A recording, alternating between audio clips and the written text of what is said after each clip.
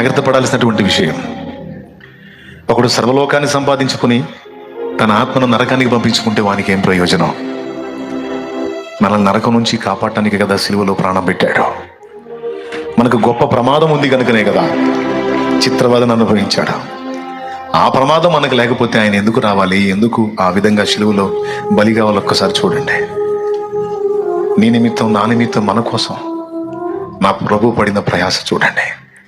మనకి గొప్ప ప్రమాదం లేకపోతే ఆయన అంత చిత్రవద ఎందుకు అనుభవించాలి? అంటే ఉంది, డేంజర్ ఉంది. అందుకే మహిమను వదిలిపెట్టి భూమి మీదకి వచ్చి మన పాపాలన్నిటికీ ప్రతిగా తన దేహాన్ని అప్పగించి నాగలి సాళ్ల వల్ల మన కోసం దున్నపడ్డాడు. ఆ సిలువను అనుభవించేటప్పుడు యేసయ్య ఏం ఆలోచించాడో తెలుసా? నేను ఈ బలియాగాన్ని చేస్తే నా ప్రేమను తెలుసుకొని తమంతట తామే స్వచ్ఛందంగా మారి తమ జీవితాలను నాకు అప్పచెప్పే నా బిడ్డలు ఉన్నారు. ప్రసవ వేదన పడి మరణాన్ని రుచి చూస్తుంది అమ్మ ఒక బిడ్డకి జన్మనిచ్చేటప్పుడు. అది ఆ నొప్పి భరించిన అమ్మకే తప్ప పురుషులంగా మనకు తెలియదు. మనల్ని కనేటప్పుడు అమ్మ ఎంత ప్రసవ వేదనను అనుభవించిందో. కొంతమంది కనేటప్పుడు ప్రాణాలు కూడా కోల్పోతారు. ఓ రకంగా చెప్పాలంటే నీకు జన్మనివ్వటానికి అమ్మ చావటానికి కూడా సిద్ధపడింది. ఆ మరణపు చేదు అనుభవిస్తుంది.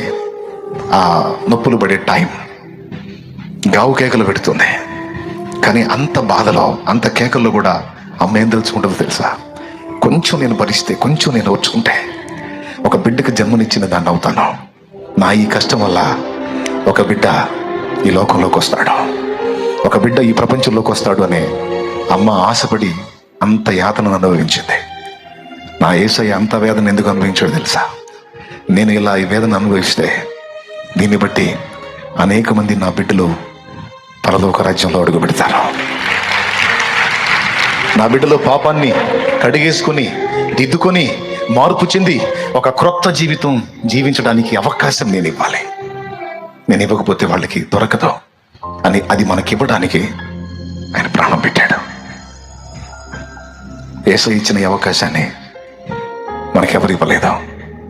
లోకంలో మిగిలిన మతాలు ఏమన్నాయో తెలుసా? దుష్టులు చంపేస్తాం, శిష్టులు రక్షిస్తామన్నాయి. రక్షణ ఎవరికి అవసరమైందండి? రక్షణ శిష్టులుగా, దుష్టులుగా?